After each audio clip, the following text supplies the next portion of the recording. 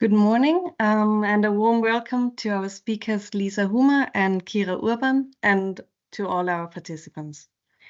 Thank you for joining us today. My name is Nina Schneider, and I will guide you through this webinar. Together with my colleagues, I'm looking forward to hosting this webinar about financing strategies for climate adaptation measures. Before introducing you to our speakers, I would like to provide you with some more information about the context of this webinar.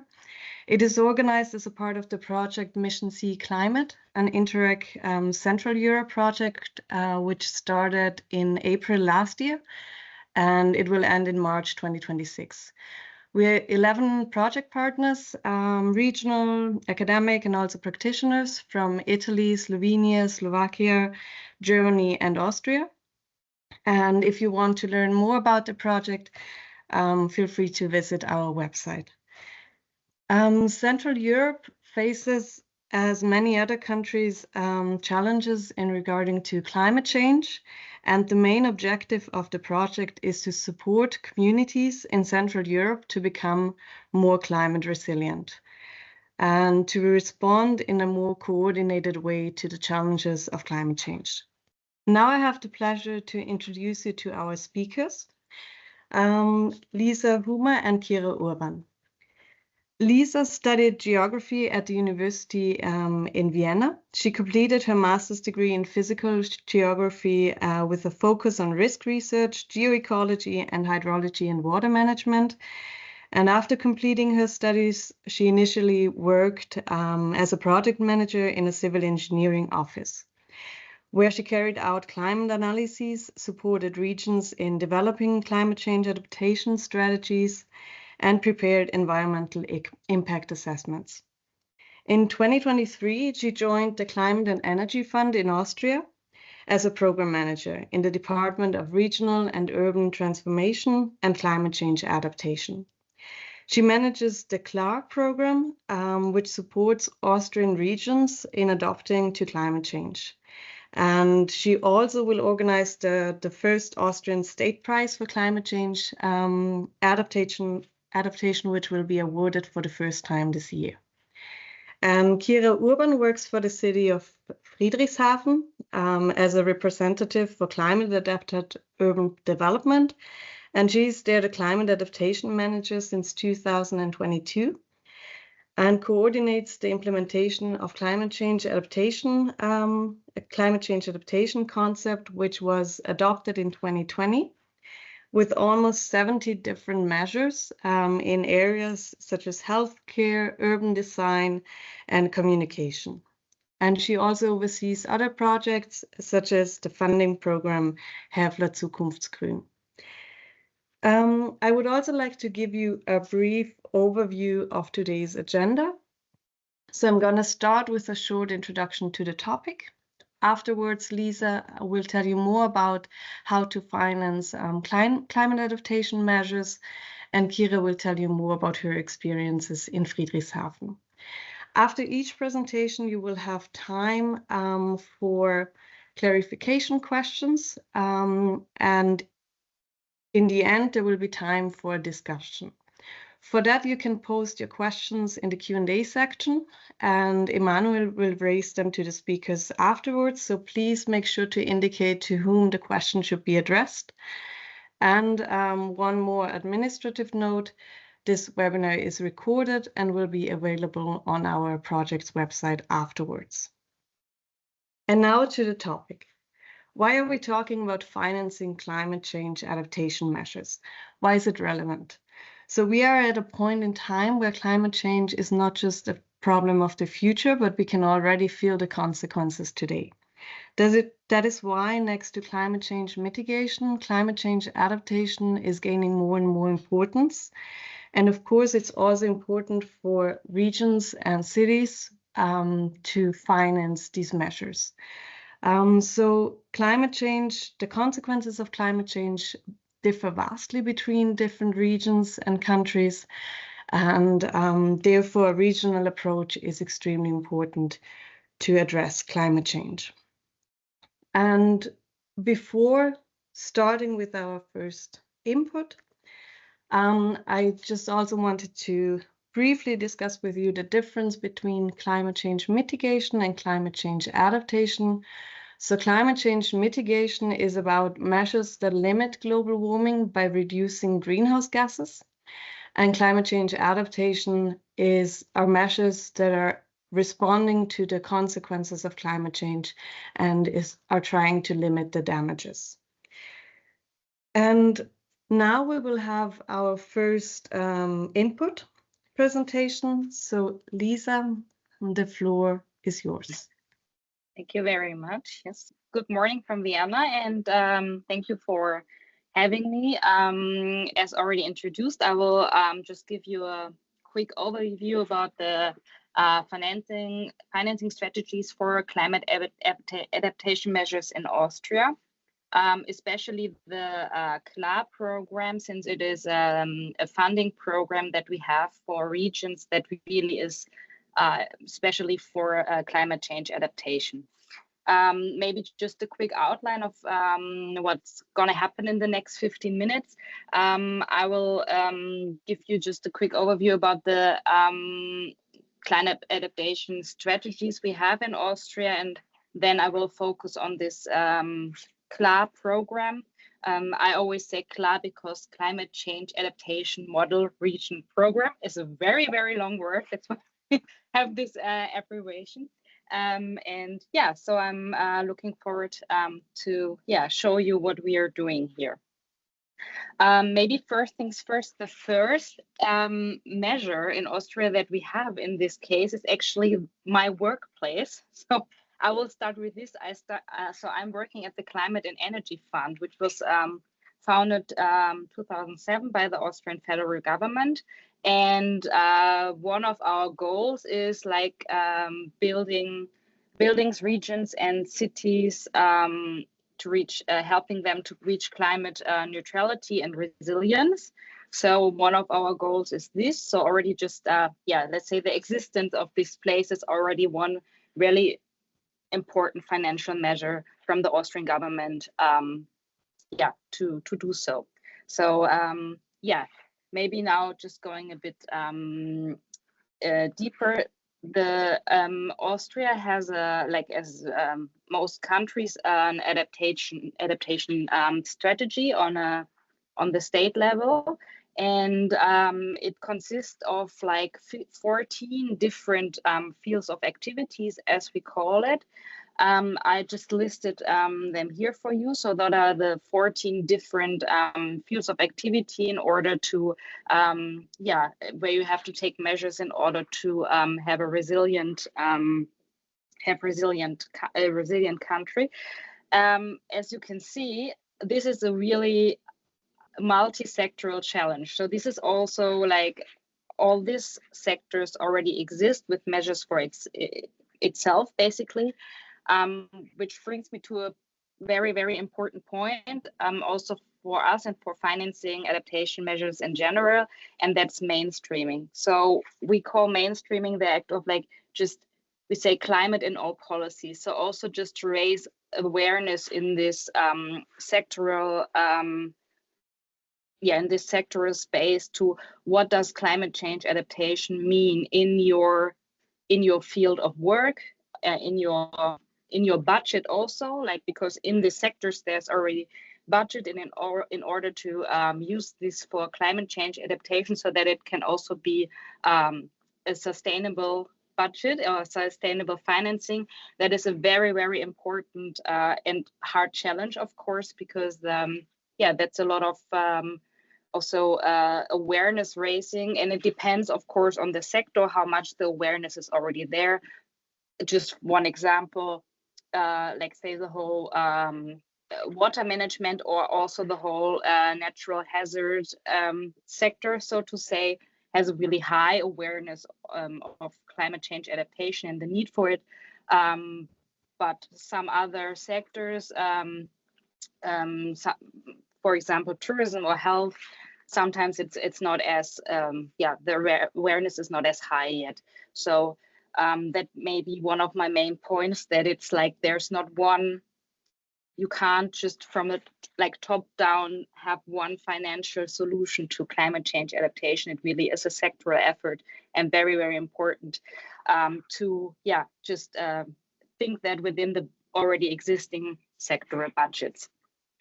That being said, we do have, as I said before, one program that is especially for climate change adaptation and tackles or tries to tackle all these sectors. I just discovered it's called multi-sectoral, not multi. Sorry, there's a typo in my header, but I think you got my point. So maybe just a quick history. So in 2016, as you may remember, was the Paris Agreement. Their adaptation next to mitigation became the second equal pillar of international climate policies. And we here in Austria had before already a program called the CAM program, Climate and Energy Model Regions, existing since 2009. So that has been there for a while, supporting regions in the field of mitigation. Already to in the start, there was not really a high awareness of that back in the day. This program was really successful on the regional level, and that's why in 2016 then we decided to do the same thing. Basically, we call them sister programs for adaptation. So that's when the CLA program was funded, and I'm just going to show you what we support with this climate change adaptation model region program.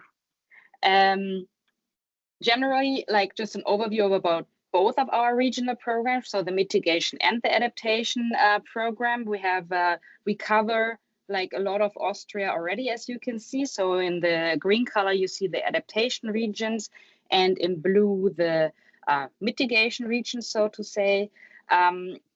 In this being said, maybe just a quick clarification for those of you who maybe not be aware of maybe how Austria's structure is, so to say. So there's Vienna with 2 million inhabitants. All in all, we have about 9 million here. There are 9 different federal states, and there are just 9 cities in the whole country that have more than 50,000 people. So it's quite it's a country that has a lot of rural areas, and in these areas, it's often really hard for the single municipalities who are quite small often to address those big challenges like climate change, especially because they don't have the manpower. There are many places where you have a mayor and they just there for a couple of hours a week, and they have a lot of administrative things to do. So what these programs, both of these, mainly do is they fund human resources. So all of these regions do get a climate manager. We call them caretakers, who are applying strategies for the region and pushing measurements. I will go into further detail now, but just that you know why we do this, because we don't have so many big cities with a lot of human resources in Austria. So as I said, it started in 2016, and what we are doing is, of course, the goal was to give regions the opportunity to prepare for climate change and minimize the negative consequences. We also do this not only by financial support, but also through continuous education in the regions, and also peer learning between the regions, because we have a really diverse landscape in Austria. There are different challenges depending, for example, if you were in the, I don't know, in the high mountains up in the Alps, or if you're just more in the east, where you have a really big problem with heat, and so it really depends on where you are. But often, of course, regions do have similar challenges, so they can also learn from each other and see what measures work or which don't. So the framework of this program is that it's a bottom-up program. What does it mean? So the municipalities can form themselves, so we don't tell them you have to be a region, and of course the whole program is you can do this voluntarily. It has what we say, it has to have at least 5 communities or municipalities in one region and a maximum of 20. And you shouldn't have more than 60,000 people within one region. So this is more like the given framework we have, but within this framework, it is bottom up. Then of the money we give is like 75%, so 25% of the costs in this program has to be of their own resources by the municipalities. And the funding recipients are only public bodies exclusively. And we ensure, of course, as I said, showed you before, also with this multi-sectoral fields of activities, we ensure that everything that is in this program is in relation to state and federal strategies in the field of climate change adaptation. As I said before, it's also not just money, it's also education and network information events we provide for these regions and for the managers. Right now, we do have 91 regions in Austria. The different colors depend on what phase they're in. So like, let's say the green ones is more like the beginner phase. So this is where the region is developing a strategy, and then the blue is more than the follow-up, where they really implement measures based on the strategy they did before. So all in all, we have, oh, I see it's in German, I'm sorry, I have to change that. So it's 91 regions and over 800 municipalities we have, and more than 2 million inhabitants already live in one of our CLA regions. What are the success factors? As I said before, you like in the beginning, every region has to have an implementation concept. Why is this so important? As I said before, climate change adaptation, it really depends on where you are, what consequences you have to take, and where your focus should be. So in the beginning, that's a really big part of to look like individually, how does my region look like? What challenges do we have? Because you can't just copy anything, because it really depends on where, on your location and also on your structure. Then really the main point is this driving force on location. This is the manager, the caretaker that we that is paid by the funding that we give. So somebody who really is pushing that topic and pushing the local authorities also to just really do these measures. And there's a really big participation progress within this program, so that just really the whole region and everybody involved is part of the measurements. As I said before, it has different phases, and just to give you an idea money-wise, so at first there's this concept and implementation phase with the development of the implementation concept in the first year, and then the implementation of 10 measures in the 2 years after. So that's a 3-year period. And after that, you can always apply for a continuation phase. That's also 3 years, where you have to at least implement another 6 measures. The measures itself are also bottom up, so they're coming from the region. And in this phase, like the funding depends on the size of the region, of the inhabitants, and also of the number of municipalities. But let's say when you're a big region, it's like up to around 250 to 300,000 euro for the 3-year period that you get. So that's mainly money for the person, for the manager to work there, and also often planning costs for measurements. So it really is more like a structural support and manpower support in order to kick off measures within this program. We also support with fact sheets in the very beginning. So we provide for every region their own climate indicators and a bit like the individual challenges that is from climate change for the region. That's a really important part in the beginning.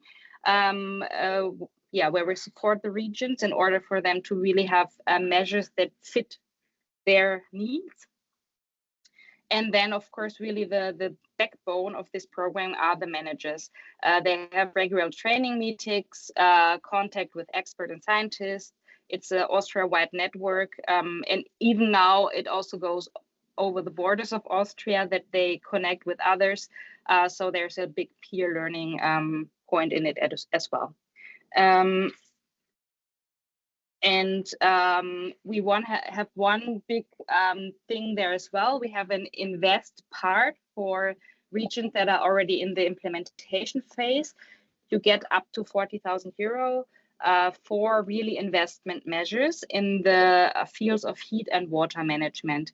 And it's especially for investment gaps of other sectoral fundings, because, for example, especially in, let's say, water management, there are, of course, for flood protection, etc. There are existing fundings, but we have this bottom-up project where they can have measures they need that are not covered by other fundings and subsidies that we have.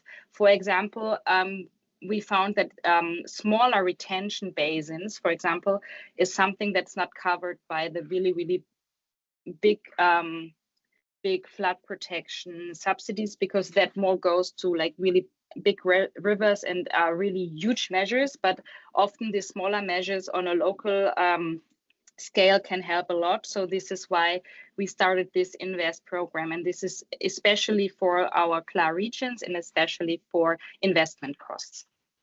So I'm nearly done. I just like maybe you can get, I don't know if you get the presentation later, I can provide it. I just have just some examples what has been done in the regions. So we have a huge range of projects. For example, one region had like they trained sniffer dogs for bark beetle detection. So that was more in the forestry sector. Then we also have, of course, in water management, like revitalization or turn securing and things like that. But then we also, for example, had one region that had a big let's say, more policy approach to mobilization of vacant properties and building land, which is in some region actually a very big problem. And also the sealing of soil is a big problem in Austria. So this is more tackling this part. So that's just to give you an idea. And now I come just really done, just a quick summary. So we have a bottom-up program, which really works well for us here, because adaptation really is on a local level something where the people themselves often really know well what measures they need. The key factor is a manager on location. So as I said before, there are not a lot of human resources there just by itself in the municipalities. So really just the caretaker is who's pushing this topic is really an absolute game changer in this climate change adaptation activities. Then we have this individual concept for the local challenges. So every region for itself has a concept. And of course, all relevant stakeholders also on the local level in the community and in the region are integrated in the process.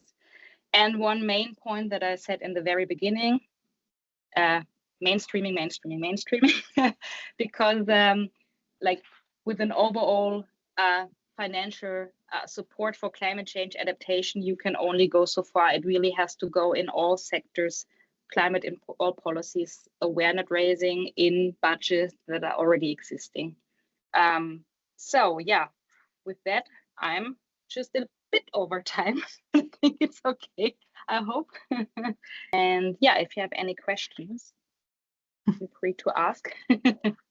Thank you very much for this interesting and insightful presentation. I have one clarification question. You said that in the first phase, the region implements up to 10 measures. So do all the municipalities that are within this region, within this CLA region, implement the same measures, or together they implement 10? Together they implement 10. So it always is as soon as you're in this region, it really, the logic is that you do that in a region. So of course, sometimes there may be the one or the other measure where just a couple or one municipality is more in it. It of course depends also on what you're doing.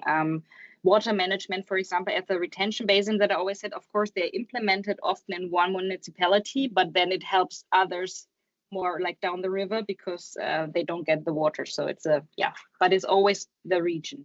Okay. There was one also about the evaluation of the funds, whether they're leveraged at the local level in the CLA regions. So you mean just like how, if we measure like what the impact of the money that we just did I understand it right, or? I can read it out again. Okay. It says, is there an evaluation of the funds leveraged at the local level in a CLA region? Yes, I mean, we do have a monitoring program parallel to it. I just didn't get into it because of the time. That's a whole different story. The monitoring of adaptation is not easy because in mitigation, you can always measure like emissions that, but here you, like in adaptation, it really is difficult, but we do have a monitoring program, and also we had an evaluation a couple of years ago, like what this funding generates for also other cash flow. And if I remember right, it was like on this with our model region, it was like 1 million euros of subsidy generated around 7 million euros of further investment. So, but we don't do like this kind of monitoring or evaluation of the program. We don't do every year, but just for the measures itself, every single measure has a monitoring that we have in the program. I hope that answers the question a little. Mm-hmm. And then there was one more. Oh, sorry. And I think there's another clarification question. What are the climate managers doing after the end of the funding? So this question came up.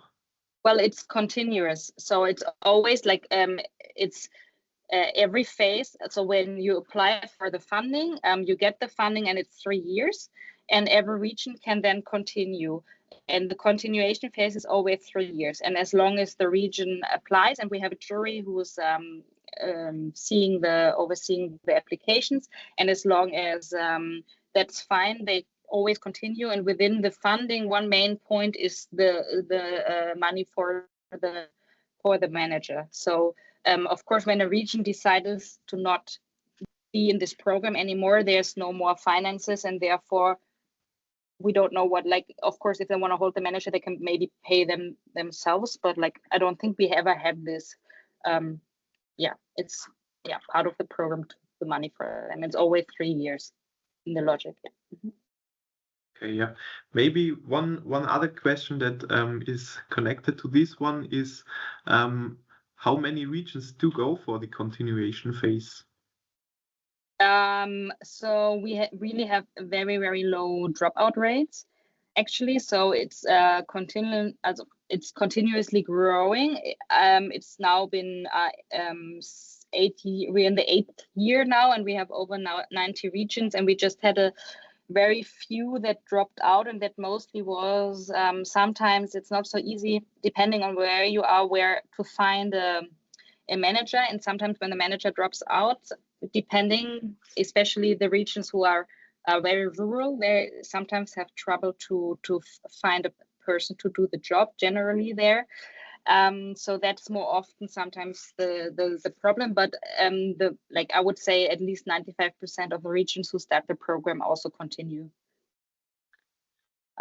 Especially, maybe that's interesting in this regard, a lot of regions and also managers, they're always who've been there for a while, everybody says it takes like 2 years for the manager and also for the region to then really be very effective, because in the beginning, to raise the awareness, to get everybody, like all the stakeholders, to the same table, to for everybody in the region to understand what the manager does and what the program does, it does take time.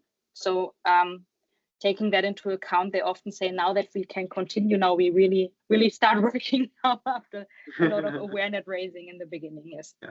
So it's also good to see that the dropout number is very low. It's very low, yes. Yeah. Okay, yeah, I think for the clarification questions, that's it for now. I'll leave the other questions for the end discussion. Perfect. Thank you very much. And then at the beginning, you mentioned that it's a multi-sectoral problem, climate change, and I couldn't agree more. It's ranging from, as you said, health to energy to agriculture, forestry, and also urban planning and spatial planning, which I think is a nice transition now to our next speaker. So I'm gonna give the floor now to Kira, who is gonna tell us more about her experience at the city in Friedrichshafen. Thank you. Thank you also from my side. So I hope you can see the presentation now. Yeah, also welcome from my side. I would like to start with a very short introduction to or about Friedrichshafen. Maybe most of you know this map. I got it from the website of the project. There in green are the project partners, and the blue one is the location of Friedrichshafen. Just for you to let you know where I am at the moment. It's close to Dornbirn and the University of Vorarlberg. Some facts about Friedrichshafen: it has 63,000 citizens and is about 70 square meters big. Around 50% of the land is used for agriculture and fruit cultivation, and 30% is settlement and traffic area. And the rest of the 100% are forests. Yeah, Friedrichshafen has a central importance in the region. It is the location with supply functions for the region and surroundings, and has important supra-local infrastructure like university, congress and cultural center, the district office, yeah, and so on. Then it functions as a transport hub, so it is one of the connections, the international connections of the region of Lake Constance. You can travel here via car, train, airplane, ferry, and is part of the Constance cycle path.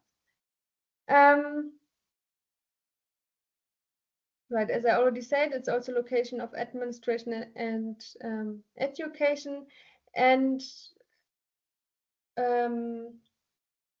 yeah, a big part of Friedrichshafen is the tourism.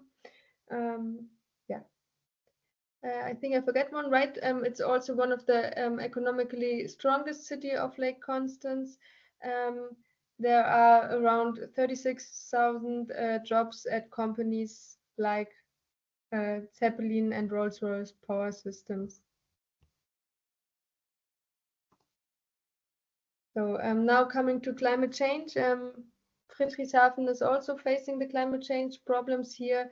Are, for example, late frost periods, which is problem for the blossoming of the apple trees. Then in summer there are long drought periods. There are problems with invasive species. Coming back to the weather, there are also much more hail and strong rain events. With the rising temperature, also the temperature of the Lake Constance is rising, which has problems like here. You can see some algae. There's also problems for the fishes and so on. And last one is diseases, as here some bug beetles. So now coming to the climate politics of Friedrichshafen. We started way before 2016, but with measures which support the climate change adaptation. But in 2060, we started with a thermal mapping. It was done by students of university close by. They were going through the city by bicycle with the backpack and the measurement stuff, and the result was a thermal heat map. And you can already see here in the city center we have problems with heat. The map shows the temperature at a summer day in the evening. So with this we started some concepts and guidelines.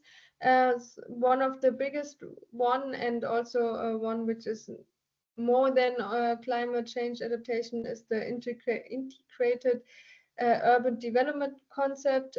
There are some key projects which are the climate city and the green and blue infrastructure, and this was the base for all the following up concepts.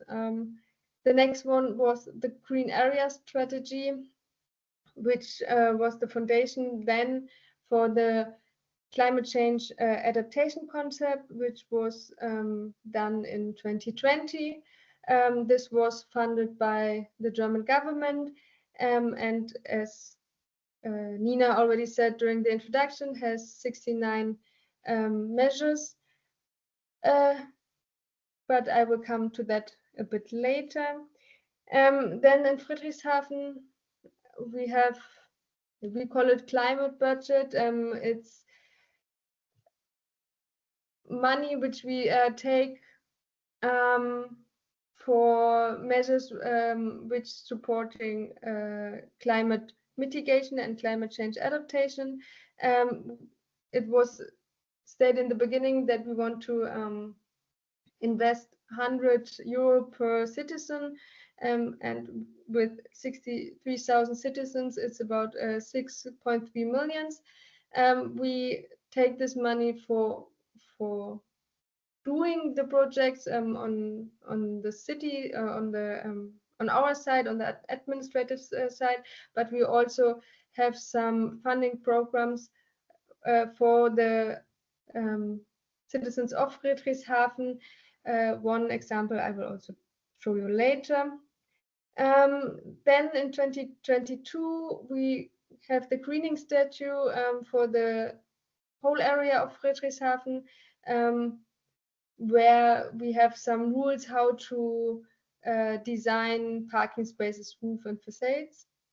And here's one of the funding programs. It's called Häfler Zukunftsgrün, and it's funding for climate adaptation and biodiversity with models of roof and facade greening, unsealing, then rainwater retention, and natural garden design and creation of biotopes. So coming now to the climate change adaptation concept. Before we worked on the concept, we defined some guidelines. For example, the concept should facing the prevent from health risk, create a livable surrounding for life, work, and free time, enhance urban greening and biodiversity. The urban development according to current and future needs should be faced, and one part should be a participation of citizens. With this, we started to have a look on the status quo. So that's one example of the areas we were looking at. For example, to get an urban green action map, we showed into how much is sealed in Friedrichshafen, how high is the population density. Then we made analysis about accessibility of parks and green areas, and used our thermal map to make an analysis of climate thermal exposure. And in the end, we got a map where we need to work on our urban green areas. So, for example, the red ones are areas where we need more green. Right, this was also already said before. There are 69 measures distributed across 10 fields of action. Like the field of climate change adaptation is, it's very broad. So there are fields of action from health and risk prevention to climate adaptation in city public spaces, but also the adaptation of internal organization structures and processes, and the climate change adaptation through participation, communication, and cooperation. There, including the citizens of Friedrichshafen. So now I also have some impressions. What are we doing in Friedrichshafen? One of the latest one is the facade greening of the technical city hall. On the left side is the picture of before. On the right side, the picture afterwards, just from the other side. This construction is about 600 square meters big and has 24,000 kilo of new biomass if it's full grown. It is increasing the evaporation rate and the evaporative cooling. It's reducing the interior temperature and increasing the oxygen production. Some technical information. This is also watered by a rainwater retention, which is built under the parking space in the back here. Some more. These are some streets of Friedrichshafen which were unsealed. There was a national in Friedrichshafen. Now it is going around Friedrichshafen, and therefore we don't need as many streets with 3 lines. So in some streets we took the middle line and built some trees, like in the Maybachstraße and the Illerstraße. And also with reducing the street area, we can relocate the cycle path from the pavement to the street, and therefore there's more space on the pavement, and we can increase the size of the tree areas here. Also, one of our most shown projects, it's also funded by the German government, is the redesigning of the Adenauer Platz. It's the marketplace and the most centered place of Friedrichshafen. You can see the main town hall in the back, and here it was also unsealed. and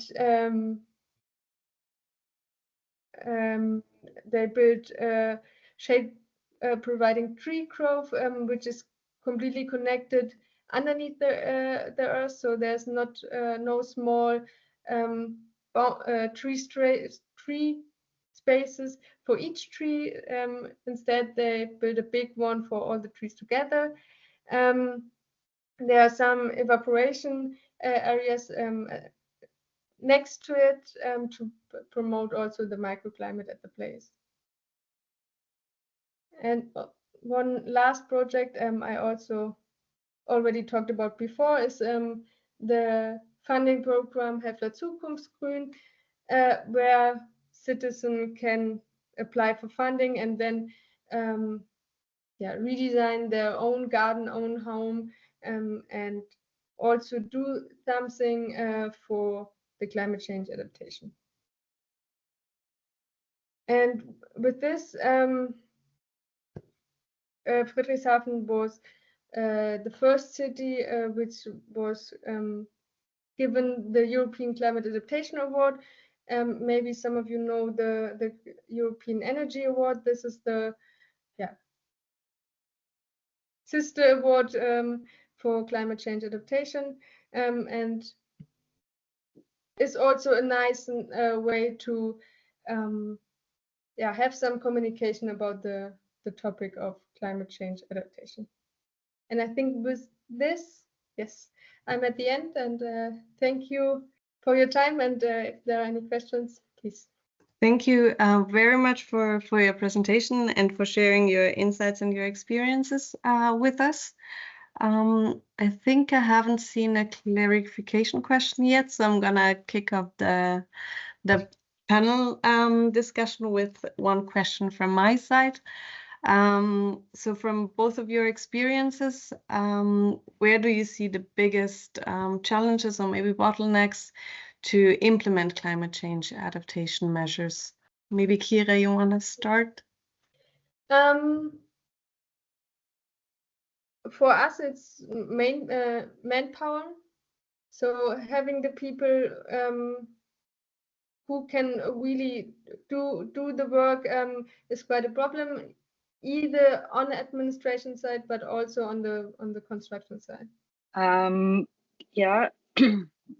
I would say actually what I said before, the bigger challenge is mainstreaming, really is, because we have actually the thing with human resource is actually what we see is really working well with the program we provide. We also actually have another program also for cities, so which is more or less the same, but we see now that of course there are a lot of measures, which is good, that actually don't cost a lot but are really effective.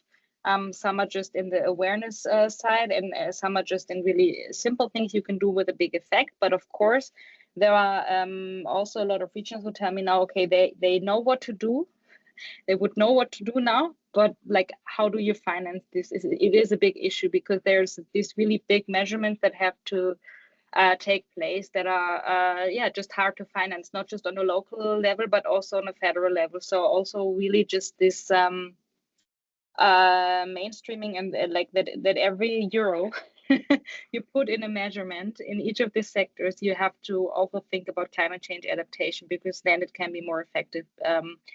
And we also see that with some of our investment measures, where we basically fund redoings of, like, let's say measures or just building, ceiling and everything of the past 10 years. So not so long ago, where we did something that we now have to really redo completely. So that was not really a sustainable way. So just now to also avoid further sunken costs, so to say, into like new measures that then have like really are not effective in climate change adaptation. It's a big challenge. Needs a lot of talking, a lot of awareness. Yeah. Thank you. I saw that a lot of questions are coming in to the Q&A section, so I'm gonna hand over to Emmanuel, who has a better overview. Yeah. Thank you. So first of all, thank you for your very interesting presentations about financing adaptation strategies. I think in both presentations it became clear that a multi-sectoral approach is very important, and also this bottom-up approach to get the adaptation on regional level, and also to get individual adaptations for the sectors, or at least communication approaches. And I think one clarification question came up, or we misunderstood it. The one what so I will just read it again. Is there an evaluation of the funds that are used on local level in the CLAR regions? So how much? Yes. Yeah. Okay. Yeah. So that's what I said before, but we're not like, this is just an evaluation that's done all couple of years. Yeah. Okay, yeah. So that's for the clarification questions right now. Then one question for you, Lisa. What happens next? So what is happening after the CLAR project? I think that's how the question is meant. Are there already experiences with this, or? Well, it's not. Well, the concept of the CLAR program is that it's actually continuous. Of course, the ultimate goal is when we are resilient, we don't need CLAR anymore, but that's a very, very long way to go. So I think for the foreseen future, this quite successful program was gonna keep on going. But we see that, for example, we have a couple of regions who are like where the pioneers, so to say, so started in the very beginning of the program, who now are starting already the second continuation phase. So they have at least 6 years that they've already been active. And there's something happening that I said before, that they have some trouble with some really, really big projects and the financing of it. So that is something that we try to advocate for in what we can do to get more investment funds. We had which is really great, is like next year, for example, there is some money going from federal level directly to each municipality in Austria, and this money is only to be spent with a special cause, and that is actually climate change mitigation and also adaptation measures. So there are specific things you can do as a municipality with this money that you get, because we see that a lot of municipalities have the trouble that their normal budget is already done by just keeping everyday life afloat. Like there's no extra money for anything. So now some extra money comes apart from the CLAR program, but with a certain framework what it has to be spent for. So that is also one thing you can do. And yeah, but that's a big challenge. Yeah, very interesting. Also nice to hear that that's like a continuous approach.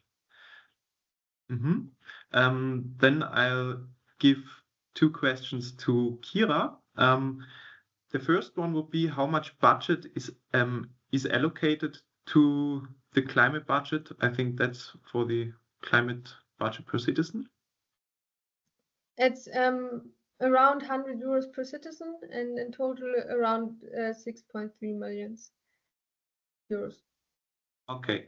And the second question was climate budget continued since 2022? Yeah, we have it every year. At the moment, it's always discussed with every planning of the household for sure, but up to now it was every year, yes. Okay, yeah. I think this financing strategy is very innovative. Sounds very good to use this money for adaptation. Yeah.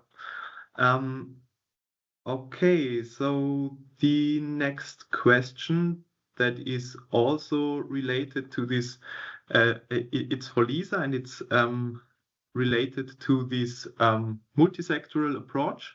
Are there any differences in communication for low or high aware sectors to get them into the CLAR program? So I think it's how you go for this individual communication with the different sectors.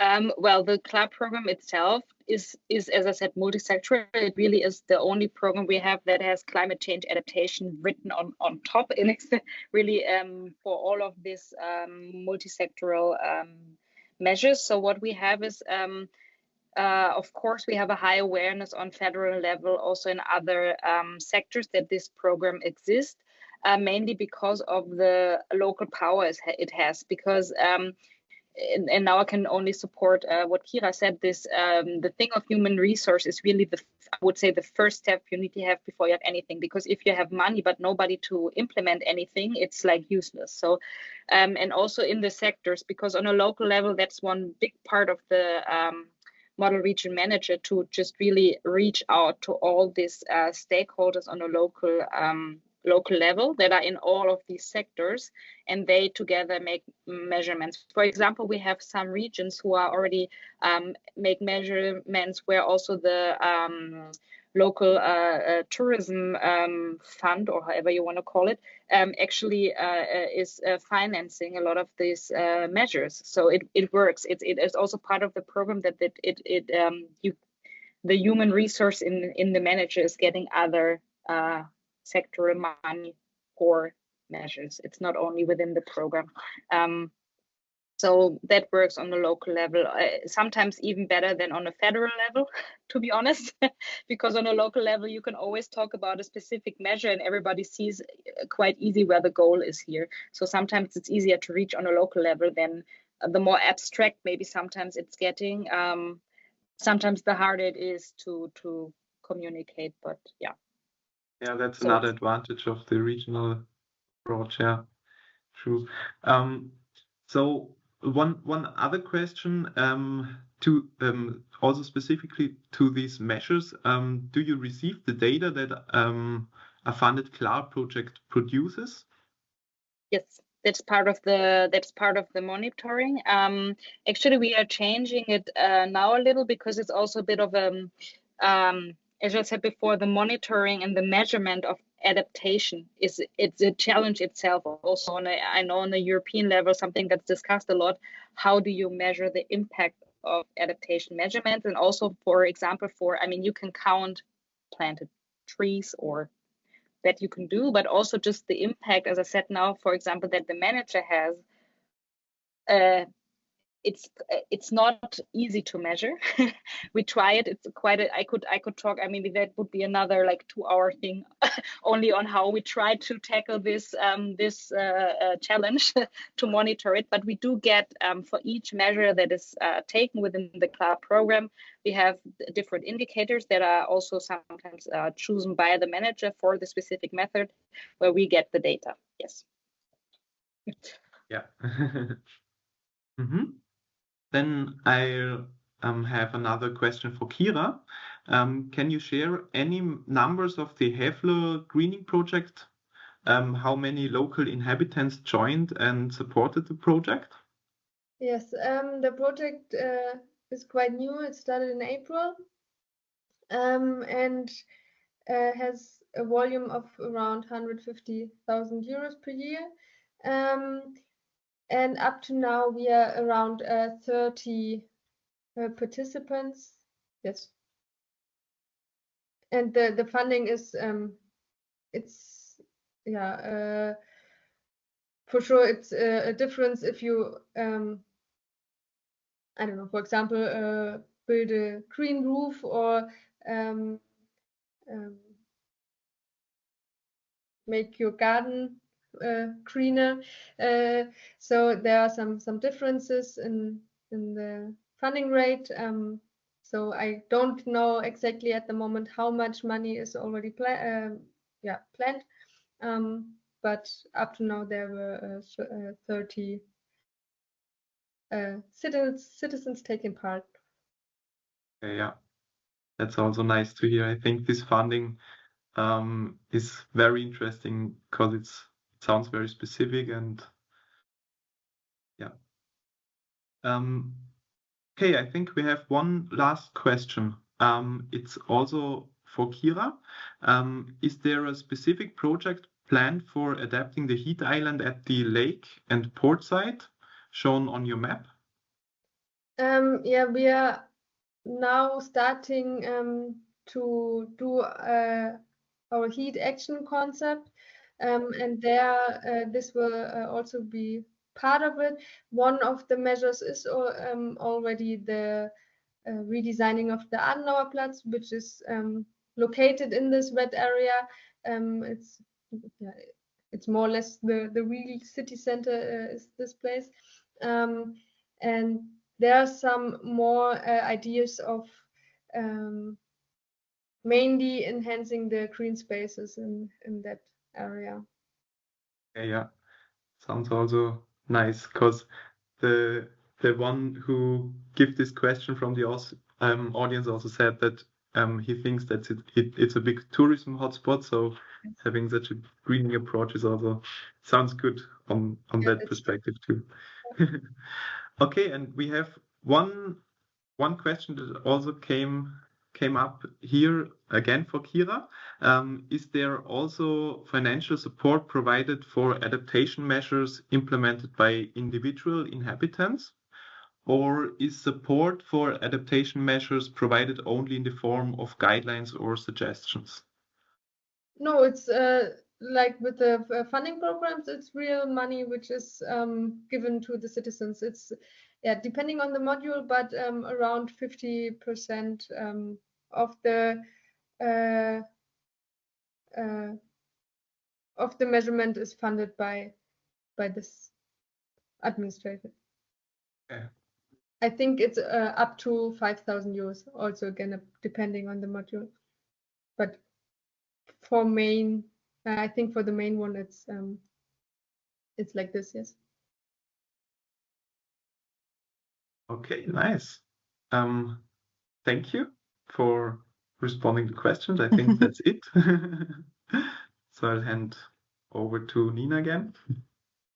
Thank you very much, Emanuel, and to all our participants for the questions. Before I'm going to conclude the webinar, maybe one more question to both of you to end on where to go next. So what do you think is necessary to accelerate climate change adaptation measures? So who needs to act and what needs to be done?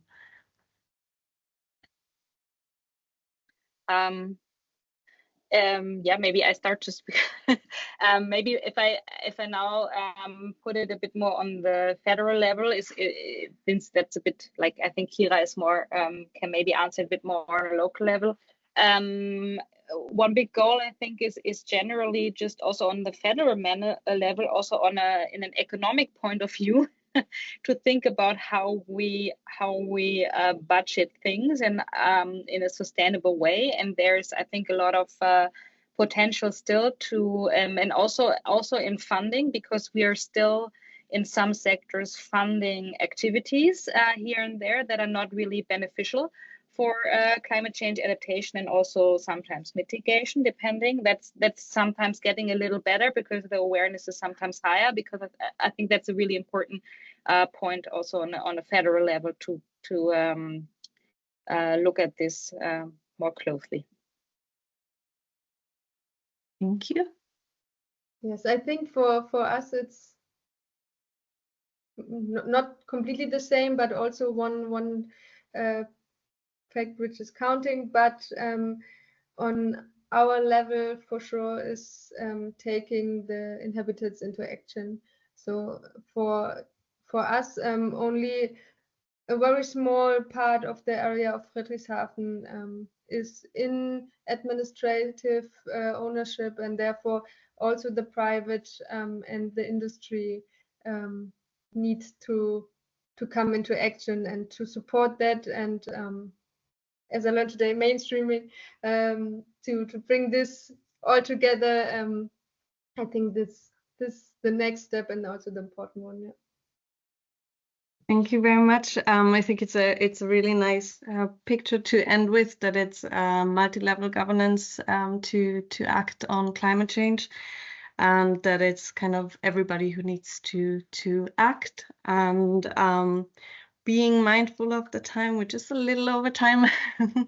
I would like to conclude now. And first of all, I would like to thank both of you for your insightful presentations and for sharing your insights, your expertise, and your experiences with us. And of course, I would also like to thank my colleagues for co-hosting and organizing this webinar, and also all our participants for joining us today, for raising your questions and for being interested in the topic. And yes, so I would like to thank all of you, and thanks for joining, and I wish you a nice rest of the week. Thank you. Thank you. Bye. Goodbye. So much.